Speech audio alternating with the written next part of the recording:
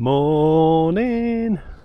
We're at a place called Vimy Ridge today. We're going to go up and have a look at that monument up there and a couple of other things. But before I do, I'm going to read you this dialogue. It was written by a guy called Tim Cook. I think he's one of the prominent historians and that for this area and what happened at Vimy Ridge. And he put, many historians and writers consider the Canadian victory at Vimy a defining moment for Canada. When the country emerged from the shadow of Britain and felt capable of greatness, Canadian troops also earned a reputation as formidable, effective troops because of a stunning success. It was a victory at a terrible cost, with more than 10,000 killed and wounded. The Canadian Corps was ordered to seize Vimy Ridge in April 1917. Situated in northern France, the heavily fortified 7-kilometre ridge held a commanding view over the Allied lines. I think the Allied lines were down the hill that way. The Canadians would be assaulting over an open graveyard, since previous French attacks had failed with over 100,000 casualties. To capture this difficult position, the Canadians were careful. Hang on a minute, trying to scroll through this at the same time, and it's jumping on me. The Canadians would carefully plan and rehearse their attack to provide greater flexibility and firepower in battle. The infantry were given specialist roles as machine gunners, riflemen and grenade throwers. These same soldiers underwent weeks of training behind the lines using models to represent the battlefield and new maps crafted from aerial photographs to guide their way. To bring men forward safely for the assault, engineers dug deep tunnels from the rear to the front. Despite this training and preparation, the key to victory would be a devastating artillery barrage that would not only isolate enemy trenches but provide a moving wall of high explosives and shrapnel to force the Germans to stay in their deep dugouts and away from their machine guns. Chaps, you shall go over exactly like a railroad train, on time, or you shall be annihilated, warned Canadian Corps Commander Sir Julian Byng. In the week leading up to the battle, Canadian and British artillery pounded the enemy positions on the ridge, killing and tormenting defenders. New artillery tactics allowed the gunners to first target, then destroy enemy positions. A nearly limitless supply of artillery shells and the new 106 fuse, which allowed shells to explode on contact as opposed to burying themselves into the ground, facilitated the destruction of the hardened defences and barbed wire. The Canadian infantry would be well supported when it went into battle with over 1,000 artillery pieces laying down withering supportive fire. Attacking together for the first time, the 4 Canadian divisions stormed the ridge at 5:30 AM on the 9th of April 1917. More than 15,000 Canadian infantry overran the Germans all along the front. Incredible bravery and discipline allowed the infantry to continue moving forward under heavy fire, even when their officers were killed. There were countless acts of sacrifice as Canadians single-handedly charged machine gun nests or forced the surrender of Germans in protective dugouts. Hill 145, the highest and most important feature of the ridge, and where the Vimy monument now stands, was captured in a frontal bayonet charge against machine gun positions. 3 more days of costly battle delivered final victory. The Canadian operation was an important success, even if the larger British and French offensive, of which it had been a part, had failed. But it was victory at a heavy cost. 3,598 Canadians were killed and another 7,000 wounded. The capture of Vimy was more than just an important battlefield victory. For the first time, all 4 Canadian divisions attacked together. Men from all regions of Canada were present at the battle. Brigadier General A.E. Ross declared after the war, "In those few minutes, I witnessed the birth of a nation." Vimy became a symbol for the sacrifice of the young Dominion. In 1922, the French government ceded to Canada in perpetuity Vimy Ridge and the land surrounding it.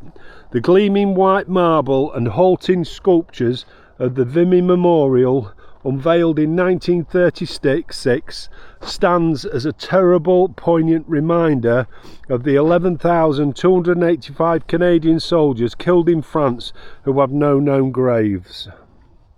And that was written by a guy called Tim Cook. We can now go and have a look at it, and it'll save me trying to read it later. But I can tell you, driving in here, you can't walk. When you're walking through the woods, you cannot go in the woods and cross the grass. There's electric fence. There's still unexploded mines and bombs that are in there. Anyway, we're going to have a look at this monument and a few other things. Okay, it's unbelievable that they gave them 250 acres, the French government, and 100,000 of their troops died here before the actual Canadians came. Well, anyway, so we're going to have a walk up there. We're probably going to have a walk through some of the field bits and pieces. Well, not through the fields because we'll get blown up, but near the fields. I think we're just going to have a walk around this garden of remembrance. The other thing as well is that was one of the big battles that was on the Somme, and these were the only people that got any success. The French, the British, everybody else failed except for these.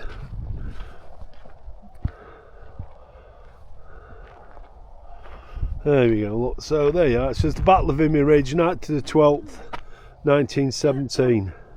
And there's your 4 divisions.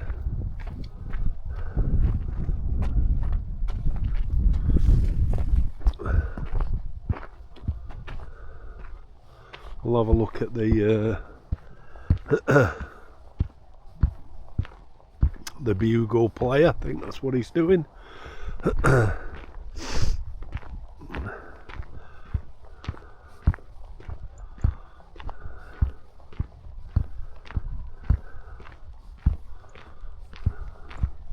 Have a read of what it says.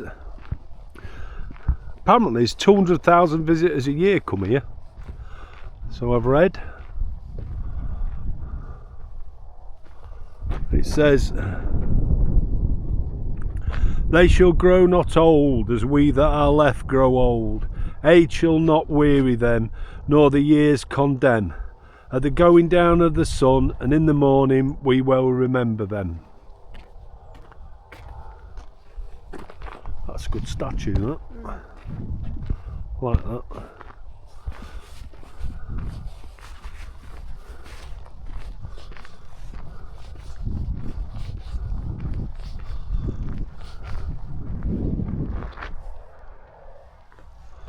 Well, I could tell you, it's bloody cold again today. Vimy Ridge is not too far off. When you travel in the main road from Reims to Calais, the main route off there, it's just off the road up towards Arras, that area. So it's just off the main road. It's about 5 miles.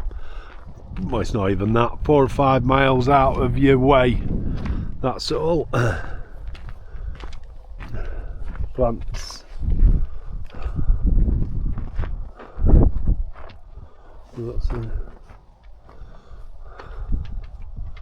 What does that say? On there, they've got the poppies around it. It says, "To you from failing hands we throw. The torch be yours to hold it high." And this gate says Canada and the other gate says France.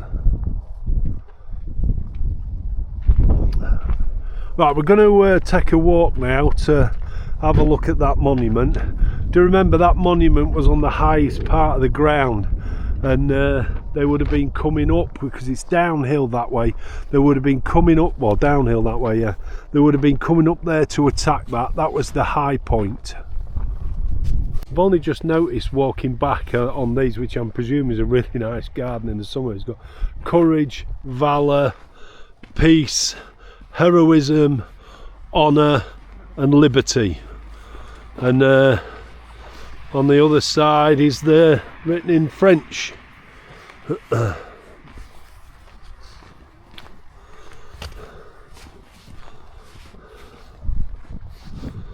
It's kind of strange. How strange that. Well, that's quite a monument. Yeah, I think that. There's 2 or 3 entrances for us to get up to the monument. And it says, "This land is sacred, thousands forever rest. In the cemeteries and beneath the preserved battlefields in their honour, please help us maintain the dignity and tranquility of the memorial." That's not a poem, Christine. No, it's not, is it? But I will show you this. I will show you this. So this here, there's an electric fence here. You're not allowed on this ground. So where there's still bits of bodies and things like that, I do not know. It says mines as well. But there you go. Yeah. So.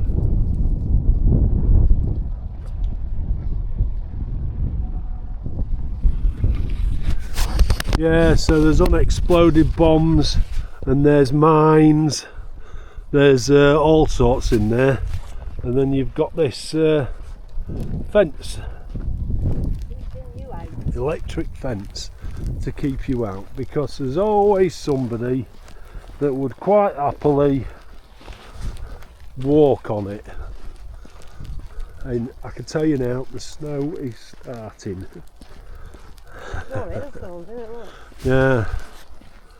Well, yeah, look at the ground. So I'll do another upright picture video thing for you if I can.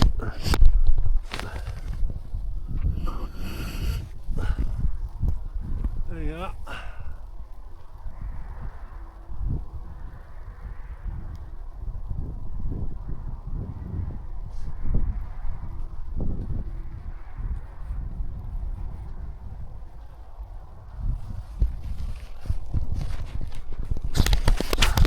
Apologise if that gets a bit wobbly. I don't want to close. Yeah. Anyway, we're heading over there now. We've got a bit of a trail here that'll lead us through the minefield. So we're going to take this, have a little bit of a look.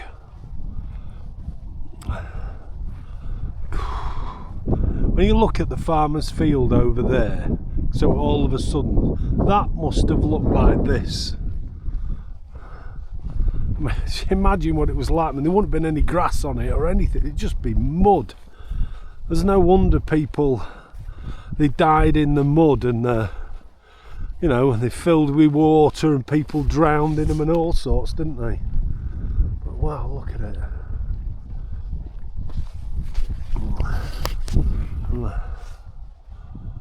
Yeah, unbelievable.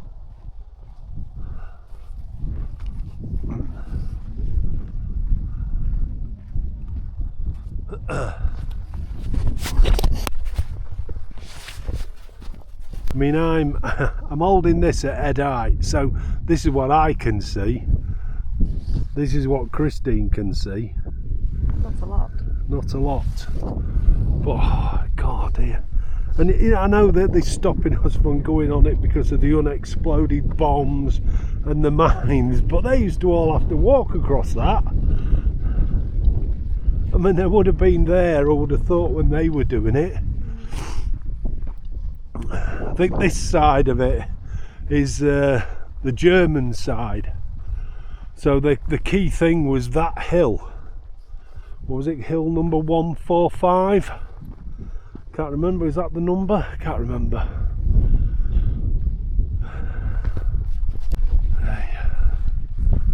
Well, we're walking up to it now. You can see the electric fence on it as well, around it. So this is a memorial. It's not just for those that died here at Vimy Ridge. It's for all Canadian soldiers, and mostly those who died but didn't have well, basically were missing, have no known grave.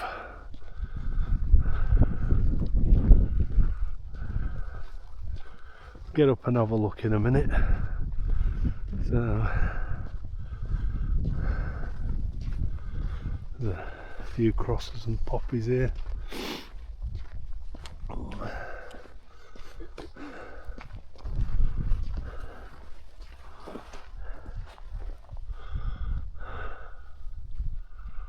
Well, I'll tell you, it is tin half slippy with the snow, so we're going to have to be very careful on these steps. Yeah, I'll turn this off while we get up there, but we've walked up, we've not got all the way up, but this is the start of what we've come to of those with no known grave, of the Canadians who fell in France. So this is where they are remembered.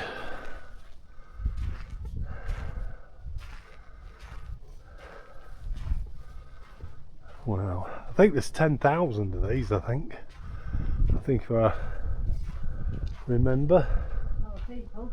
This is over the land, so I think that would be looking over the German defences. The Germans held this ground, and that would be, I might be getting it wrong, but I think that's the French German side, I think. Well, although I'm not sure.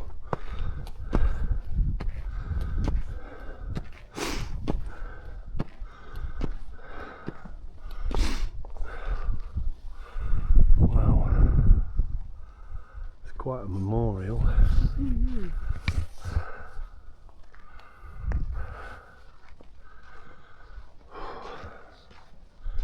Might be getting that wrong, that could be.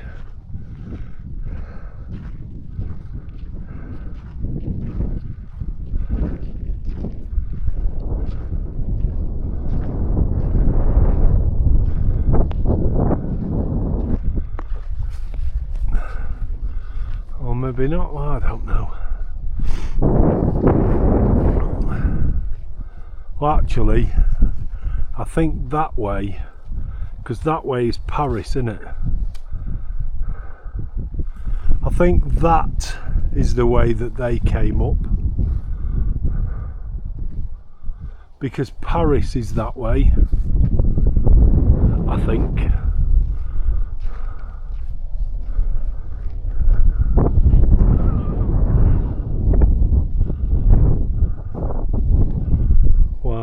What a memorial.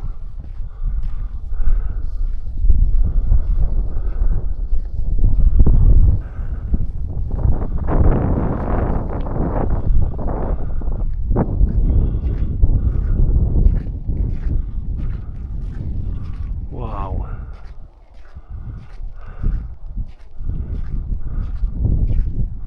I'll just read this bit. I think it says, "To the valour of their country, men in the Great War, and in memory of their 60,000 dead, this monument is raised by the people of Canada." Wow. Well, whichever way they came from, it's uphill in all directions to it. And like I say, I'll show you some of the battlefield that's never been, well, I suppose it's been cleared as best they can, but has never been well, still, let's say, still has the scars of war and it's probably got a few hidden secrets in there as well. There's your electric fence, look, if you can see it on that bit, and there is electric fence taking you all around this area. We're going to go and have a look at something else now, and the names carry on around here. They go on at quite a fair part of it. We're not going all the way around it up and above because it's too slippy up there. But we'll just do along here.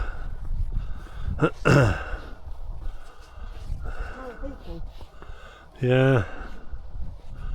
So, and then down this side, it goes all the way around it. Unbelievable.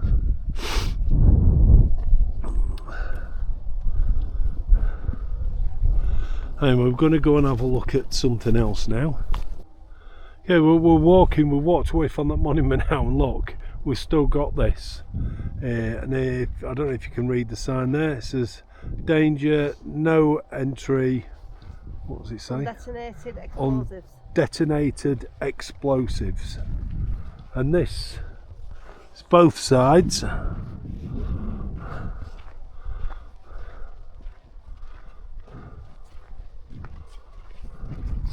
Look at the red marker things, look. I wonder if that's what they are. Don't know. You see all the red markers? They are markers, aren't they? Looks like it's red and green. Yeah, like all them red and green markers. I wonder if they're Red and oval. yeah, unexploded, what they know of, possibly. Makes sense, doesn't it? Yeah. Not red and green. We've got it all here, through the woods. It's all around this area. I mean, the Canadians were given a big piece of land, which is pretty much left untouched, I think. Yeah. Oh, look at that for a crater. Hey? Wow. That was some explosion, it did that.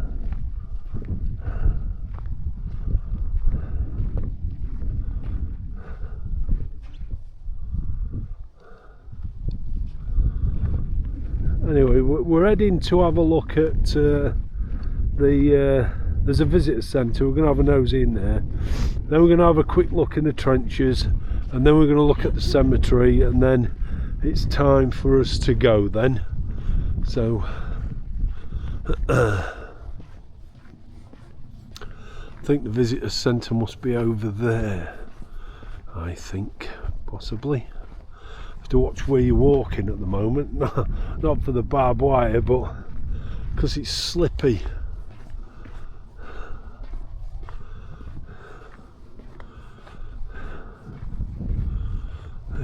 There we go, there's a path, follow that. But it's because we're given so much land. I think it's great that they've kind of left it as pretty much untouched. And I think the other thing is I wouldn't be surprised if because there are some people that are never to be seen again, and therefore I would think that there are some people still missing and underneath this lot, and that's their place of rest, and I presume that's how the Canadians would like to leave it, I think, and quite rightly so.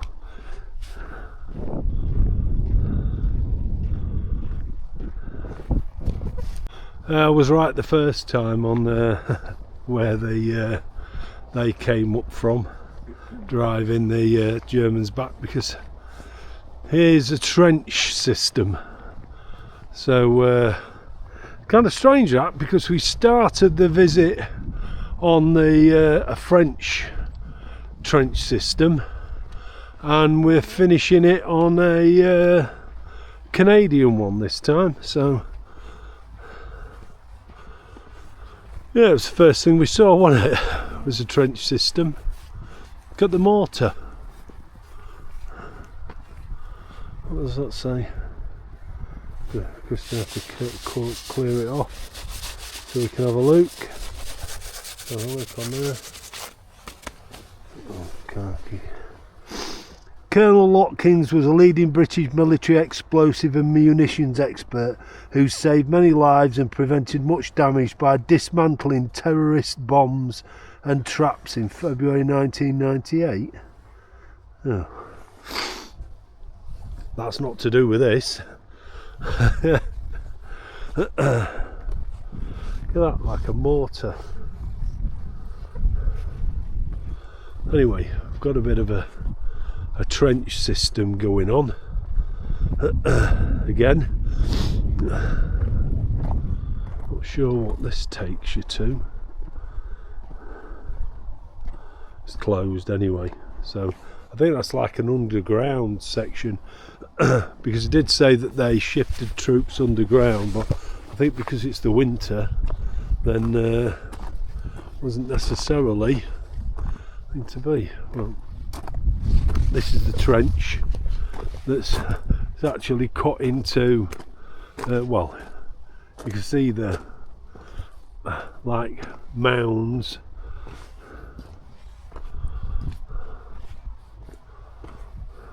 We'll have a look up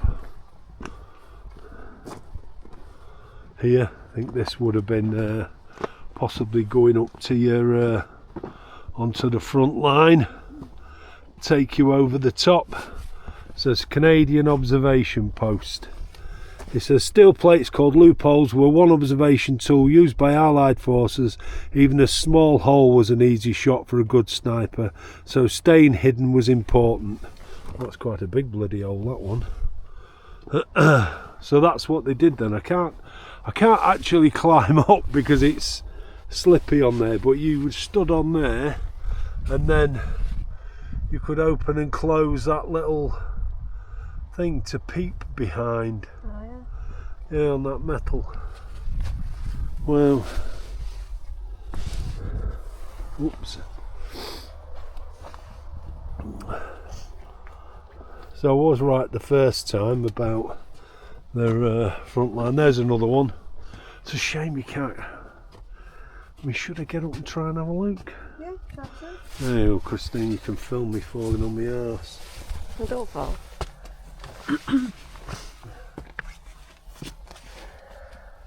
Okay, give me the camera. Okay, so this is, I'll try and give you to tilt the camera to do this. So that's what you would do. You could, although that's not actually moving properly, but that'll give you a view across the land into the woods. Stick your head up like that and you're going to get shot. There's another one over there, look. There's another one that we've just looked at. So the German lines are over that way, and that hill is way past them trees over there where the monument is. So have a little bit more of a walk through the trench system.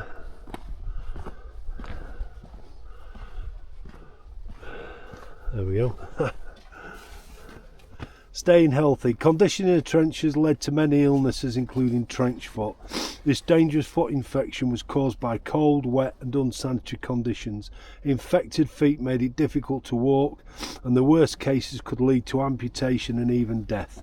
To prevent it, soldiers had regular foot inspections and were expected to carry extra socks so they could change them regularly. Women across Canada were inspired to knit hundreds of thousands of socks for the troops. They often attached cheery notes and letters to their packages. There we go. Look, that's in. Look at that, having a bit of a wash and a shave in a bomb crater. Oh dear. That kind of says it all, doesn't it, about how unsanitary it is, and you're keeping it clean by washing in a bloody bomb crater. There's another position. I'll just go up and have another quick nosy. There's two again. One there. I'm not going to climb up. Another one there.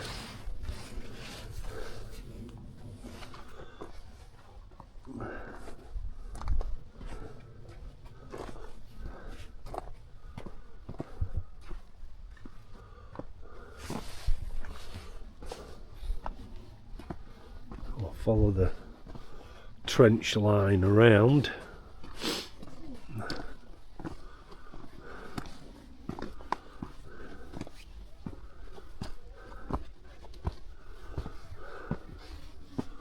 Well, different trench system to what we had with the French one. I presume there was a lot more to it than what we're actually seeing. It's quite low here. Oh my God, look at that. It says, be prepared. The Canadian Corps learned hard lessons early in the war. Many lives have been lost when officers fell or communication broke down, leaving soldiers with no direction. To prepare for the assault on Vimy Ridge, a model of the battle area and German lines were created so the troops could rehearse. As many as 40,000 trench maps were also distributed to the artillery, engineers and infantry commanders. When the moment to attack finally came, soldiers knew what their role was and where they were going. And there's like a library photo there and some map. Look at these for craters. Wow. That's unbelievable. I mean, nothing like the one that we saw where they dug underneath as a shell.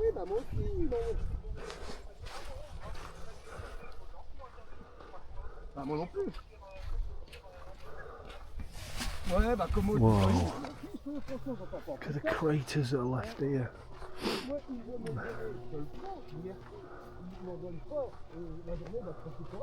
I mean, this was serious artillery that was making these big craters in the ground.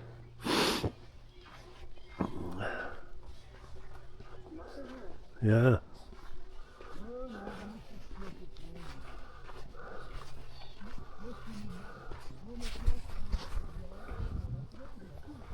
Oh, what's that?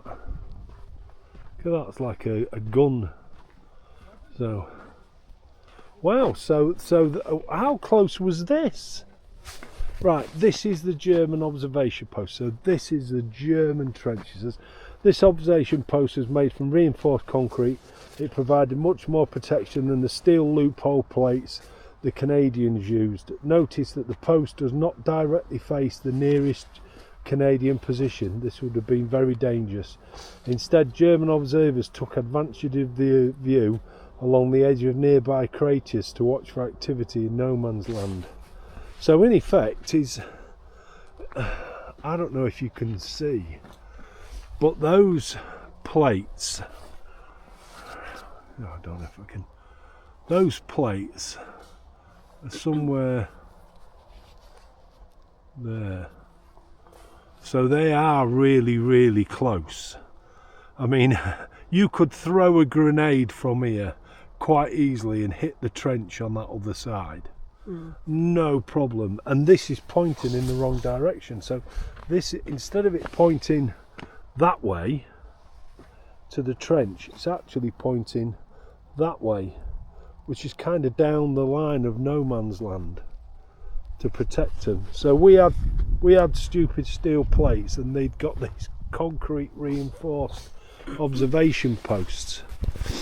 So we've not been in the German trench before, so we've now done, I've done French, I think we've been in British before. This is the German one, so I'm too short to go in there.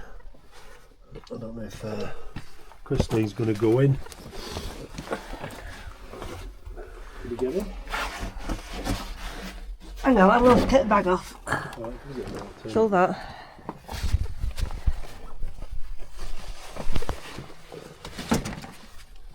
Okay. Right, Christine's took her bag off so she can get in. I think the Germans are just short people. It's in a pocket.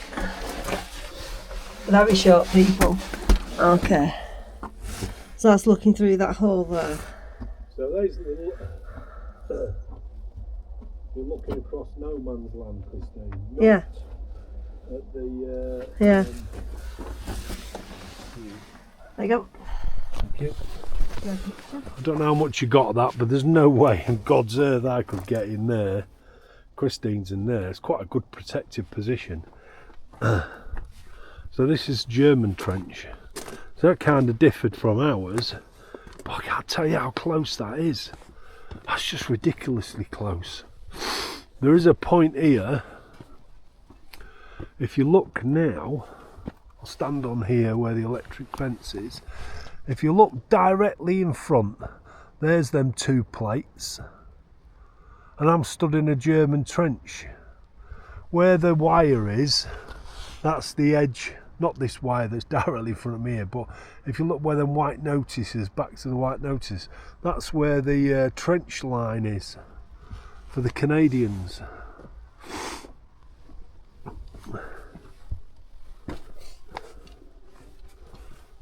We're pretty close.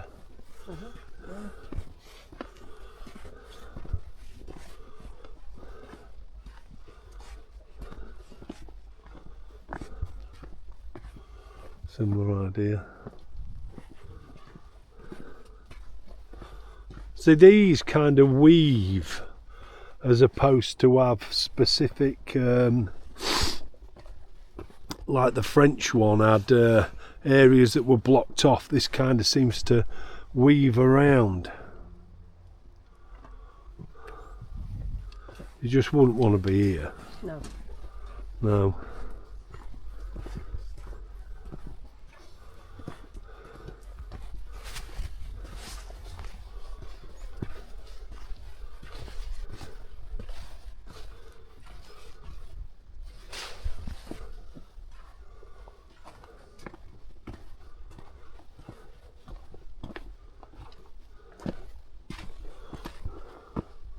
I mean, I'm on the edge of no man's land now. I'm right up where the wire fence is. I've just come out the trench system. So, wow. Well.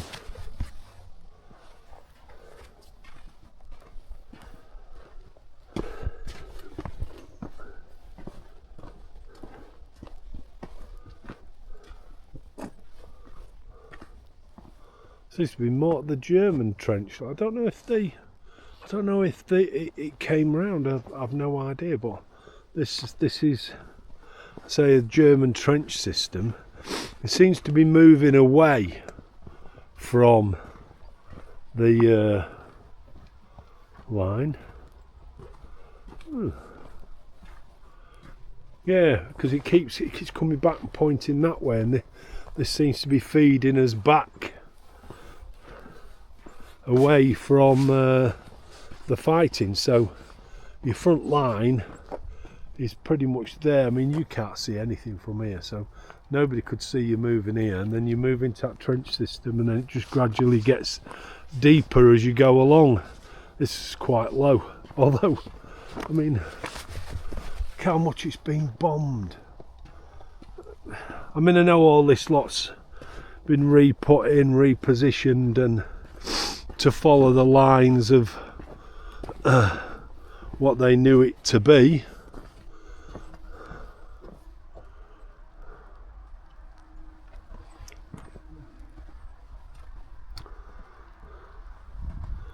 Well, oh, there we go, look. That's what's left of a German mortar.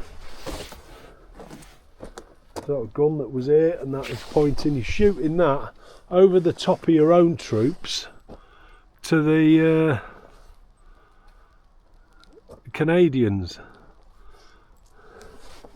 So the two trench bits you see there are actually German trenches. This is like a third one back when you look at it from here. So it's like a third line, this is. There's a line there, another line that's in front of it, and then you would have the Canadians.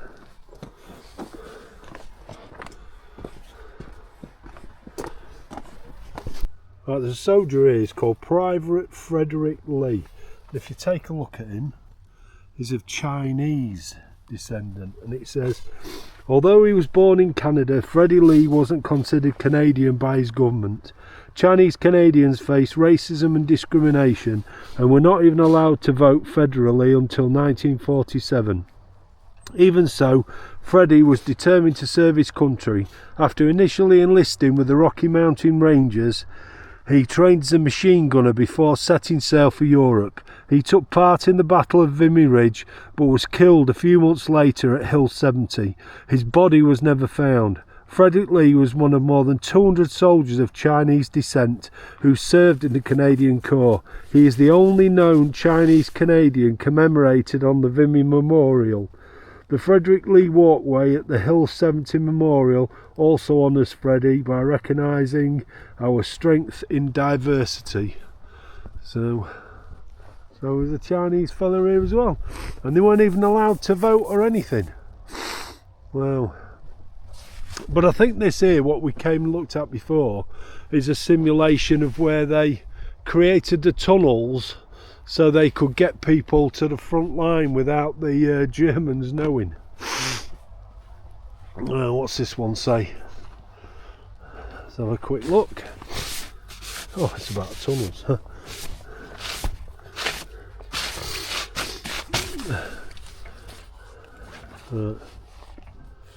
It says construction of the Canadian National Oh, don't really matter. That's this memorial that they've got here. Began in 1925, so not really too bothered about it. We're going to go to the cemetery now. We'll have a quick look around there, and then it'll be back to the van and back to Blighty. We're still surrounded by craters, and that we've come to one of the. There's two cemeteries here next to each other, Canadian cemeteries. So we're going to have a look at these. This is Givenchy Road Canadian Cemetery. They're not like the British or the American, so like for the British, oh, there's a cemetery register. Let's have a quick gander in there. Yeah, you can write on the thing, which is quite nice. So if there's a pen, which there often isn't, there is one. No, I said, is there? So they're the same. Actually, they are the same as ours. Same gravestones, look. All with the Canadian maple leaf on. Not so many in this cemetery. There isn't anywhere near the same, but this is just a small one, so I don't know.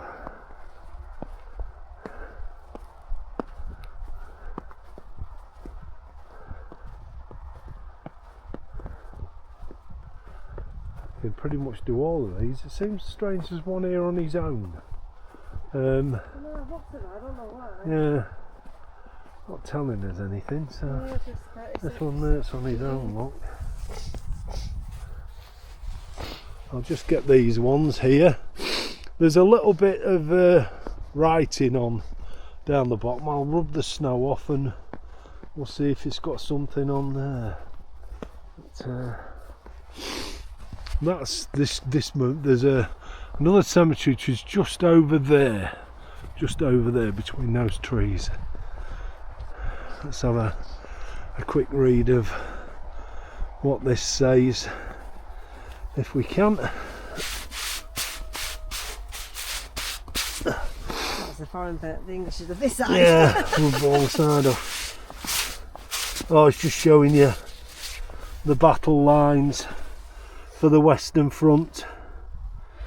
That's all.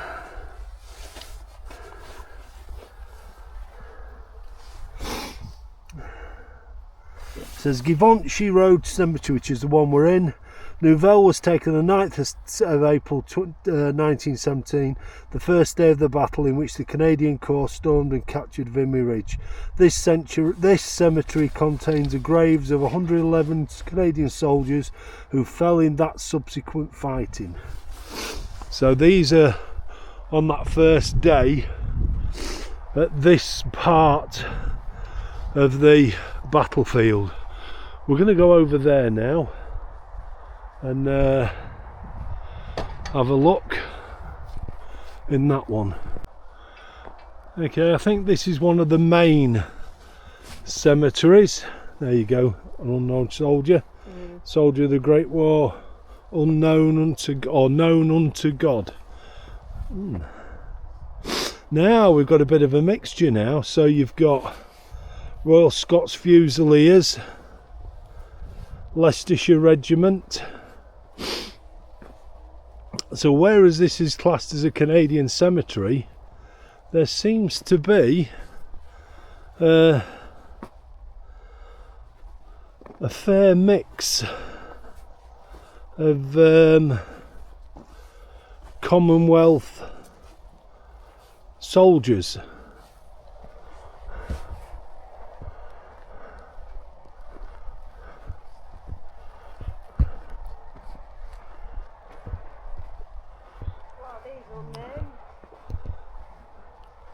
Yeah, Christy, there's a lot that are unnamed in here, isn't there? Yeah, these are a mix, so these are not just all Canadians that are in here. There are other cemeteries like the one at Hill 70, which was I mentioned earlier with that Chinese soldier.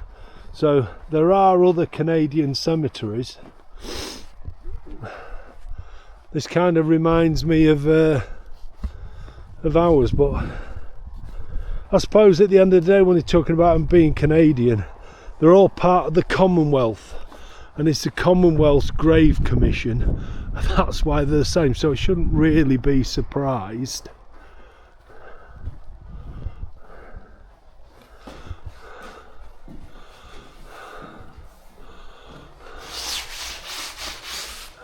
It says, the land on which this cemetery stands, the free gift of the French people for the perpetual resting place of those of the Allied armies who fell in the war of 1914-1918 and are honoured here.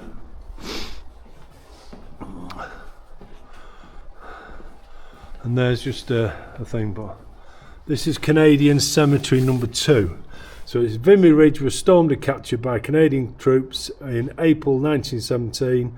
This cemetery was started during the battle and contains the graves of 2,241 British, 693 Canadian, 2 Newfoundland, 19 Australian, 7 New Zealands, 2 South Africans and 1 Indian soldier and airman.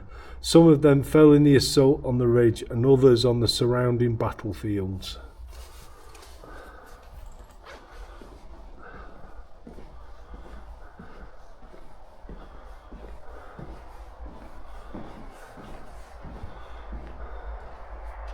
Do you know, we have seen, I don't know how many cemeteries we've been to, hundreds of them. This must be Canadian. There's a Canadian flag there, look, placed on this person's one there, look. Just said a soldier of the Great War, Canadian regiment, is it? Yeah. Doesn't say who he was. These are Canadians.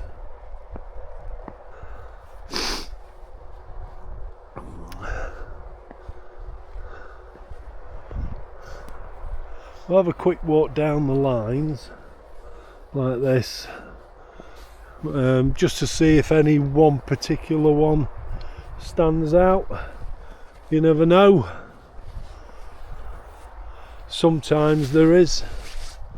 Not seeing anything. We've not got an awful lot of time, so we're stuck a little bit for that. However, we'll keep. Yeah, there's a lot that are unnamed, aren't there?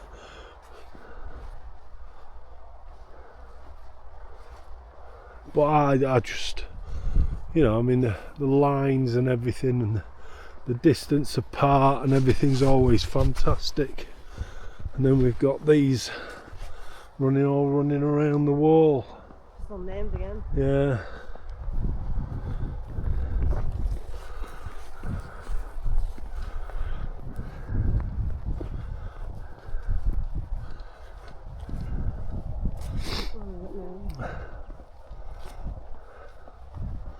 Oh, here's one with a note on it.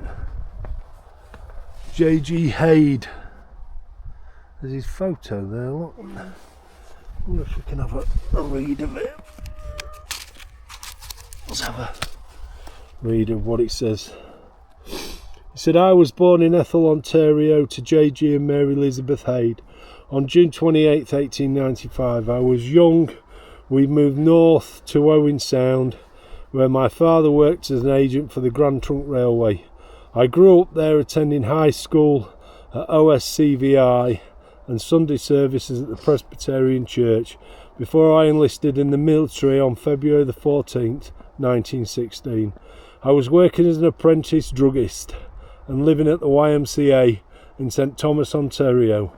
I sailed for England from Halifax on the SS Olympic on June 29, 1916, and was assigned as a private to the 36th Infantry Battalion CEF on August the 20th.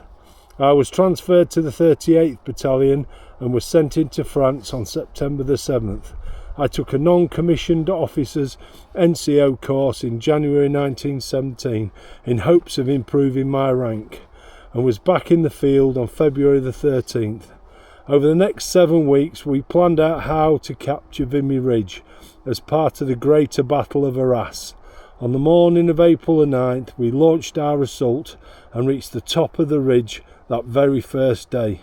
I survived the initial attack, but as we were regrouping afterwards I was struck by enemy fire and died instantly. I was 21 years old.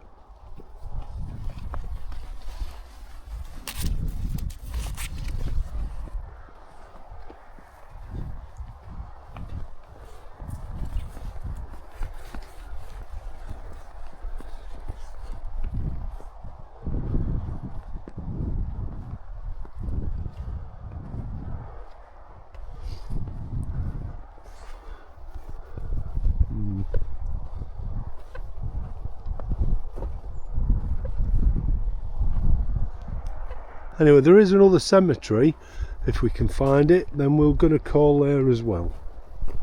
Christine commented about how they don't look as good as what they normally look a bit dirty, if you get what I mean. And they don't normally look like that when we, you know, I mean they do sometimes in the UK, but not when we've been abroad. Well, there's a statement here from the War Graves Commission. It says, we apologise for the appearance of some of our headstones. They've been affected by a persistent biological growth that appears as dark spots. Existing stone cleaning products cannot fully remove this staining. We are actively working to identify a new solution. We appreciate your patience while we strive to restore our usual standards. That's good, that. At least they've said something. It's not just a case of... I do know, I mean, Christine did actually mention it, that they didn't look as good as what we normally see them. And that's why. There we go. All this electric fencing, look. It's all, miles on it. Yeah, it goes for miles. As well, saying for miles, they've got 250 acres that were given to the French for what they achieved during this, where all the rest failed. The French and the British, we all failed. This is where the cemeteries are here, and the trenches kind of run pretty much round near where we are, a bit further over there, but that is where the monument was. That's the high ground, and that's what they had to take. So although there was German defences between here and there, that's the place that we're aiming for. That was the objective. But look at the ground. Unbelievable. And there's this memorial. This is all written in French though, so I'm wondering if this is a memorial to the French. Yeah, it looks like it, doesn't it? It's a... Oh, I don't know, that looks like Russian. Armies of France. I think it's like a cenotaph. Yeah. I think it's like a cenotaph. I think there's a tomb of an unknown... Is there a tomb? It's a tomb, Missy Glorious Man. So I wonder if that's a tomb of an unknown soldier then. Do you think? Do we think? I mean, we're written in all these different languages.